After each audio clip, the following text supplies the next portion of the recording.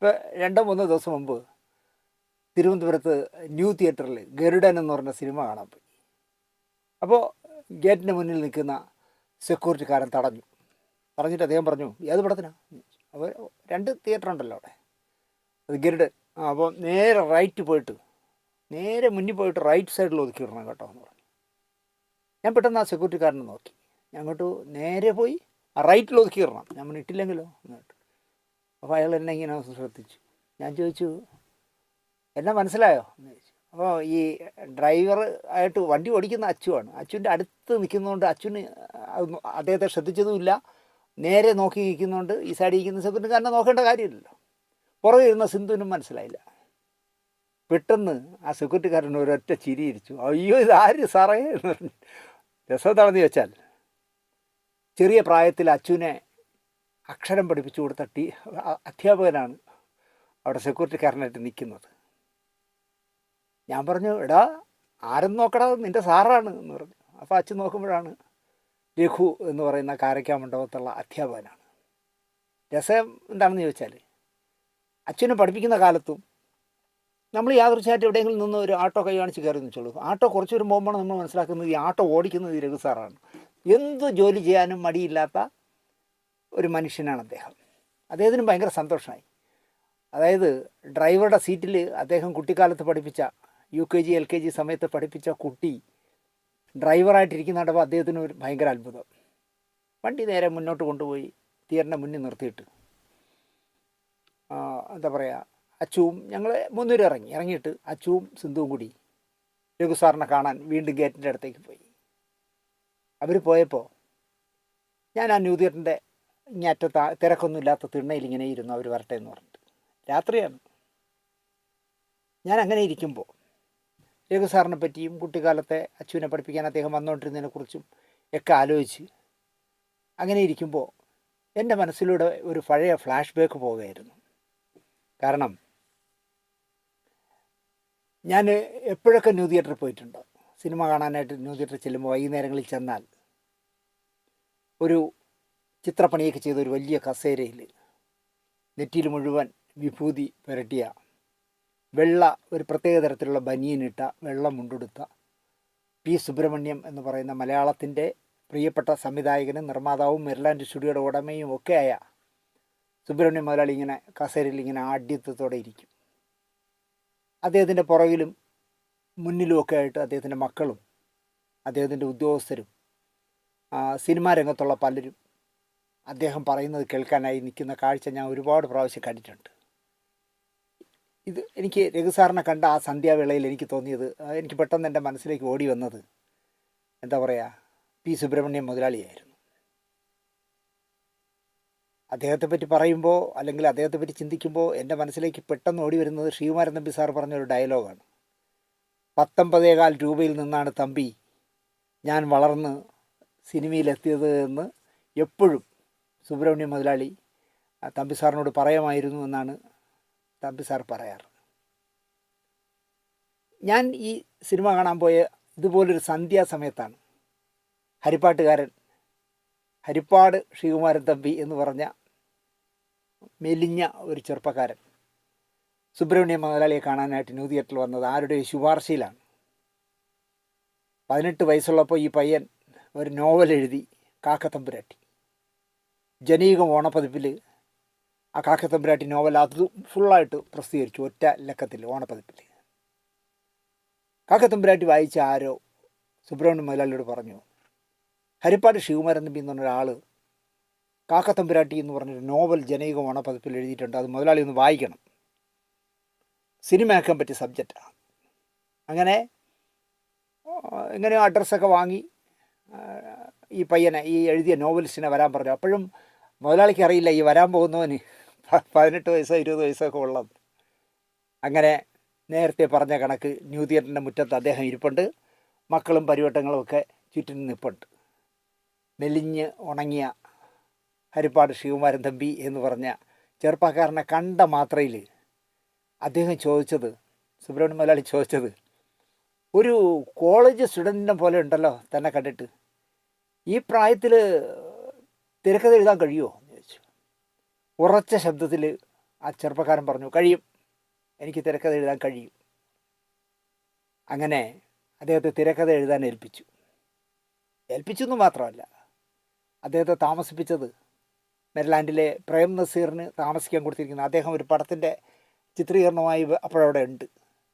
പ്രേം നസീറിൻ്റെ റൂമിൽ തന്നെ ഒരു കട്ടിൽ ഇയാൾക്ക് കൂടി ഇട്ട് കൊടുക്കാൻ പറഞ്ഞു. അങ്ങനെ ആദ്യ തിരക്കഥ എഴുതാനായി ചെന്നപ്പോൾ തന്നെ നസീർ സാറിൻ്റെ കൂടെയാണ് ശ്രീകുമാരൻ തമ്പി സാർ ജീവിച്ചത്. എഴുതിയതിൻ്റെയൊക്കെ രസകരമായ കാര്യങ്ങളുണ്ട് തമ്പി സാർ പറഞ്ഞു. അതായത് ആദ്യ ദിവസം പരിചയപ്പെട്ടു, എഴുത്ത് തുടങ്ങാൻ പോകുന്നു എന്ന് പറഞ്ഞു. നസീർ സാർ പിറ്റേ ദിവസം രാവിലെ ഷൂട്ടിങ്ങിന് പോയി. വൈകുന്നേരം വന്നപ്പോൾ ചോദിച്ചു, തമ്പി എങ്ങനെയുണ്ട്, എഴുത്ത് തുടങ്ങിയോ എന്ന് ചോദിച്ചാൽ, എഴുതി 4 സീൻ എഴുതി, ഒന്ന് വായിക്കൂ ഒന്നൊന്ന്. നസീർ സാറിനാണ് ആദ്യമായിട്ട് തമ്പി സാർ സ്ക്രിപ്റ്റ് വായിച്ചു കൊടുത്തത്.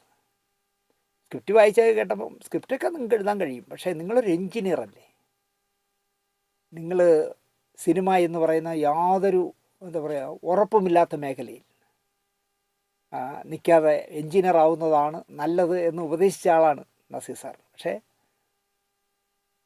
പണ്ടുള്ളവരാരോ പറയില്ല, വഴി കിടക്കുന്നത് തങ്ങുമെന്നോ എന്തോ പറയുന്ന ഒരു ഇതുണ്ട്. ശ്രീകുമാരൻ തമ്പി എന്ന് പറഞ്ഞ മനുഷ്യൻ ജീവിക്കേണ്ടത് മലയാള സിനിമയിലാണെന്ന് ജനിച്ചപ്പോഴേ എഴുതിയതായിരിക്കും. അദ്ദേഹം എൻജിനീയർ എന്നുള്ള ടൗൺ പ്ലാനർ എന്ന് പറഞ്ഞ സർക്കാർ ഉദ്യോഗസ്ഥൻ്റെ പവറോ ഒന്നുമില്ലാതെ, അതൊന്നും വേണ്ട, എനിക്കൊരു സിനിമാക്കാരനായാൽ മതി എന്ന് തീരുമാനിച്ച മനുഷ്യനാണ്. അങ്ങനെ സുബ്രഹ്മണ്യം മുതലാളി തിരക്കഥ എഴുതാൻ ഏൽപ്പിച്ചു. പ്രേം നസീറിൻ്റെ കൂടെ ഇരുന്ന് എഴുതിയ സീനുകളൊക്കെ നസീർ സാറിന് വായിച്ചു കൊടുത്തു. തിരക്കഥ പൂർത്തിയായപ്പോൾ വായിച്ച് കേട്ടപ്പോൾ സുബ്രഹ്മണ്യം മുതലാളി പറഞ്ഞു, നിങ്ങളുടെ കാക്കത്തമ്പുരാട്ടി എന്ന് പറഞ്ഞ നോവലിൽ ഇതൊക്കെ, പക്ഷേ നമുക്ക് സിനിമയിൽ കുറച്ച് മാറ്റം വരുത്തണം. പ്രത്യേകിച്ചും അതിൽ നായകൻ 2 കല്യാണം എന്തോ കഴിക്കുന്ന, ഞാൻ കാക്കത്തമ്പുരാട്ടി കണ്ടിട്ടില്ല. 2 നായികമാരെ കല്യാണം കഴിക്കുകയോ അല്ലെങ്കിൽ ഒരു സ്ത്രീ നായിക തന്നെ 2 പേരെ കല്യാണം കഴിക്കുകയോ എന്തോ ചെയ്യുന്ന വിഷയമാണ്. അത് മാറ്റണം, അത് ഫാമിലിക്ക് സഹിക്കാൻ പറ്റില്ല എന്ന് പറഞ്ഞപ്പോൾ തമ്പി സാറ് ആദ്യമായിട്ട് എഴുതുന്ന തിരക്കഥയാണെന്നോ മലയാളത്തിലെ വലിയ സ്റ്റുഡിയോ ഉടമയുടെ മുന്നിലാണ് ഇരിക്കുന്നതെന്നതൊക്കെ പറഞ്ഞു, അങ്ങനെ മാറ്റിയാലൊന്നും ഈ കാക്കത്തമ്പുരാട്ടി അല്ലാതായി പോവും, അത് മാറ്റാൻ പറ്റില്ല എന്ന് അദ്ദേഹം വാശി പിടിച്ചപ്പോൾ കാക്കത്തമ്പുരാട്ടി എന്ന് പറഞ്ഞ തിരക്കഥ അദ്ദേഹം എടുത്തില്ല. പക്ഷേ ശ്രീകുമാരൻ തമ്പി എന്ന് പറഞ്ഞ ചെറുപ്പക്കാരനെ കൊണ്ട് സുബ്രഹ്മണ്യം മുതലാളി പാട്ടുകൾ എഴുതിച്ചു. മെരിലാൻഡിൻ്റെ കാട്ടുമല്ലിക എന്ന സിനിമയ്ക്കായി 10 പാട്ടുകളാണ് തമ്പി സാറിനെ കൊണ്ട് എഴുതിച്ചത്. ഇത്രയും ഞാനിപ്പോൾ പറയാൻ കാരണം, ശ്രീകുമാരൻ തമ്പി എന്ന കവി കവിത എഴുത്തിലും രചനയിലും മാത്രം ശ്രദ്ധ പതിപ്പിച്ചിരുന്നുവെങ്കിൽ മലയാള സിനിമാ ഗാനശാഖയിൽ എണ്ണം കൊണ്ടും രചനാ വൈഭവം കൊണ്ടും 1ാം സ്ഥാനക്കാരനായേനെ എന്ന് പറയാനാണ്. ഉദാഹരണത്തിന് മെരിലാൻഡിൻ്റെ 3 സിനിമകളുടെ പാട്ടുകൾ ഒന്നിച്ച് റെക്കോർഡ് ചെയ്തു.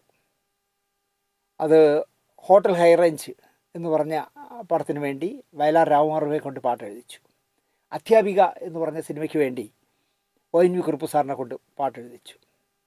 കടൽ എന്ന് പറഞ്ഞ സിനിമയ്ക്ക് വേണ്ടി തമ്പി സാറിനെ കൊണ്ടും പാട്ട് എഴുതിച്ചു. 3 പടത്തിൻ്റെയും പാട്ട് ഒന്നിച്ചാണ് റെക്കോർഡ് ചെയ്തത്. അപ്പോൾ എന്താ പറയുക, ഹോട്ടൽ ഹൈ റേഞ്ച് എന്ന് പറഞ്ഞ സിനിമയ്ക്ക് വേണ്ടി വയലാർ എഴുതിയ ഗാനങ്ങളെല്ലാം ഹിറ്റുകളായിരുന്നു. ഗംഗാ യമുന എന്ന് പറഞ്ഞ കമൂറ പുരുഷോത്തം പാടുന്ന മനോഹരമായ ഗാനം, അജ്ഞാത ഗായക എന്ന് പറഞ്ഞ ഗാനം, പണ്ടൊരു ശില്പി പ്രേമശില്പി എന്ന് പറഞ്ഞ പാട്ട്, സ്നേഹസ്വരൂപിണി മനസ്സിൽ നീയൊരു മോഹതരംഗമായി വന്നു എന്നുള്ള പാട്ട്, എല്ലാം ദേവരാജൻ മാഷ് സംഗീതം കൊടുത്ത എല്ലാ പാട്ടുകളും അക്കാലത്തെ സൂപ്പർ ഹിറ്റുകളായിരുന്നു. അധ്യാപിക എന്ന് പറഞ്ഞ സിനിമയ്ക്ക് വേണ്ടി ONV കുറുപ്പ് സാർ എഴുതിയത് പള്ളിമണികളെ സ്വർലോക ഗീതത്തിൻ ഉറവുകളെ എന്ന് പറഞ്ഞ് എഴുതി. അതുപോലെ അഗ്രികിരീടമണിഞ്ഞു അഞ്ജനമിഴികൾ നിറഞ്ഞവളെ എന്നുള്ള പാട്ട്, പിന്നെ ആതിര രാവിലെ അമ്പിളിയോ എൻ താമരക്കൂട്ടിലെ പൈങ്കിളിയോ എന്ന് പറഞ്ഞ പാട്ടെഴുതി. സ്വപ്നസുന്ദരി നീയൊരിക്കലൻ സ്വപ്ന ശയ്യാതലങ്ങളിൽ വാസനപ്പൂക്കൾ വർണ്ണപുഷ്പങ്ങൾ വാരി ചൊരിഞ്ഞുപോയി എന്ന് പറഞ്ഞ പാട്ട് അടക്കം 8 പാട്ട് ദക്ഷിണാമൂർത്തിയുടെ സംഗീതത്തിൽ ONV കുറുപ്പ് എഴുതി. 3ാമത് കടൽ എന്ന് പറഞ്ഞ പടത്തിന് MP ശ്രീനിവാസൻ്റെ സംഗീതത്തിലാണ് തമ്പി സാർ എഴുതിയ പാട്ടുകൾ. അതിലാദ്യത്തെ പാട്ട് തന്നെ കടലിനെന്ത് മോഹം കരയെ വാരി പുണരാൻ മോഹം എന്ന് പറഞ്ഞ മനോഹരമായ പാട്ട് ഇപ്പോഴും സൂപ്പർ ഹിറ്റാണ്. അതിനേക്കാൾ അപ്പുറമാണ് ചിരിക്കുമ്പോൾ കൂടെ ചിരിക്കാൻ 1000 പേർ വരും, കരയുമ്പോൾ കൂടെ കരയാൻ നിഴൽ മാത്രം വരും, സുഖമൊരു നാൾ വരും വിരുന്നുകാരൻ, ദുഃഖമോ പിരിയാത്ത സ്വന്തക്കാരൻ എന്ന് പറഞ്ഞിട്ട് എന്നത്തെയും കാലാധിവർത്തിയായ സൂപ്പർ ഹിറ്റുകളായ പാട്ടുകളാണ് കടൽ എന്ന് പറഞ്ഞ സിനിമയ്ക്ക് വേണ്ടി തമ്പി സാർ എഴുതിയത്. അപ്പോൾ വയലാറിനോടൊപ്പവും ഒ.എൻ.വിയോടൊപ്പം മത്സരിച്ച് ജയിച്ചു വന്ന ഗാനരചയിതാവാണ് തമ്പി സാർ. പക്ഷേ തമ്പി സാറ് പാട്ടെഴുത്തിൽ മാത്രം നിന്നില്ല. അദ്ദേഹം തിരക്കഥ എഴുതാനും സംവിധാനം ചെയ്യാനും നിർമ്മിക്കാനും വിതരണ കമ്പനി തുടങ്ങാനും ഒക്കെ സിനിമയുടെ പ്രധാനപ്പെട്ട എല്ലാ മേഖലകളിലേക്കും കടന്നുപോയി. എന്നിട്ടെന്തായി? മുടക്കുമുതലിൻ്റെ 100 ഇരട്ടി ലാഭം കിട്ടുന്ന സിനിമകളൊക്കെ മറ്റുള്ള നിർമ്മാതാക്കൾക്ക് വേണ്ടി തമ്പി സാർ ചെയ്തു കൊടുത്തു. തമ്പി സാർ സംവിധാനം ചെയ്ത വേനലൊരു മഴ, സുബ്രഹ്മണ്യം മുതലാളിയുടെ മകൻ എസ് കുമാർ സാറാണ് അത് പ്രൊഡ്യൂസ് ചെയ്തത്. പുതിയ വെളിച്ചം സുബ്രഹ്മണ്യം കുമാർ സാറാണ് പ്രൊഡ്യൂസ് ചെയ്തത്. നായാട്ട് ഹേംനാഗ് എന്ന് പറഞ്ഞ കമ്പനിയാണ് പ്രൊഡ്യൂസ് ചെയ്തത്. എത്ര ലാഭം ഉണ്ടാക്കിയ സിനിമകളായിരുന്നു. എന്നാൽ നല്ല സിനിമകൾ സ്വയം നിർമ്മിച്ച് പാട്ടെഴുതിയും തിരക്കഥ രചിച്ചും സംവിധാനം ചെയ്തും ഒക്കെ പ്രൊഡ്യൂസ് ചെയ്ത് കാശ് കളഞ്ഞു എന്ന് തന്നെ പറയാം. ഇപ്പോൾ ഗാനം, ഏതോ ഒരു സ്വപ്നം, മാളിക പണിയുന്നവർ എല്ലാം നല്ല സിനിമകളായിരുന്നു. പക്ഷേ കളക്ഷൻ വൈസ് നഷ്ടം സംഭവിച്ച സിനിമകളായിരുന്നു. അപ്പോൾ ഞാൻ 2 ദിവസം മുമ്പ് ചെയ്ത പ്രോഗ്രാമിൽ പറഞ്ഞതുപോലെ നസീർ സാർ ഉപദേശിച്ചു, ചന്ദ്രകാന്ത് എടുക്കാൻ പോകുന്ന നേരത്ത്, തമ്പി അത് വേണ്ട, നിങ്ങൾ കഥ എഴുതുന്നതിന്, തിരക്കഥ എഴുതുന്നതിന്, പാട്ട് എഴുതുന്നതിന്, സംവിധാനം ചെയ്യുന്നതിനൊക്കെ കാശ് കിട്ടും, നിങ്ങൾ പ്രൊഡ്യൂസ് ചെയ്യാൻ വേറെ ആളെ കൊണ്ട് പ്രൊഡ്യൂസ് ചെയ്യിക്കൂ എന്ന് പറഞ്ഞിട്ട് കേൾക്കാത്ത ആളാണ്.